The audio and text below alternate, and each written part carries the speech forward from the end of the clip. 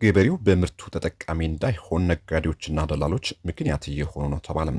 በጉራጌ ዞኖች አርሶ አደሮች በሚያመርቱት ምርት ተጠቃሚ እንዳይሆኑ ነጋዴዎችና ህገወጥ ደላሎች እንቅፋት እየሆኑ መሆናቸው ተገልጿል። አርሶ አደሩ እንደ ግብዓት የሚጠቀማቸው ነገሮች ሁሉም ዋጋቸው በጥፍ በጨመረበት ወቅት ያወጣውን ወጪ ሊተካና ምርቱ በትክክለኛ ዋጋ መሸጥ እንዳልቻለም ተነግሯል።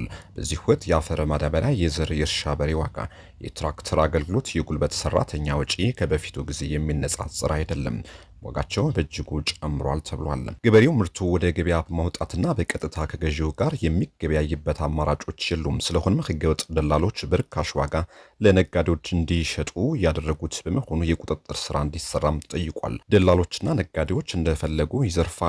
እስከ አርሶ አደሩ መንደር በመውረድ ምርቱን በርካሽ ዋጋ እንዲሸጥ እየተገደደ መሆኑን ለጄኔን ቅሬታቸው ያደረሱ አርሶ አደሮች አመላክቷል።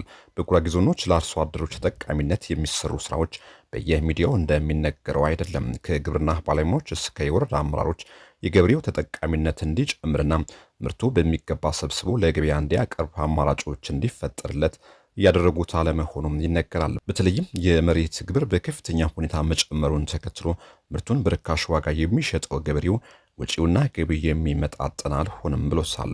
ለኪሳራም እየተዳረገ ነው ተብሏል። አመራሩ ከላይ እስከ ታች የተደራጁ ህገወጥ ደላሎችና ነጋዴዎች ላይ ቁጥጥር በማድረግ አርሶ አደሩ በቀጥታ ከሸማቹ የሚገናኝበት መንገድ እንዲፈጠር ያግዙት ዘንድም ተጠይቋል።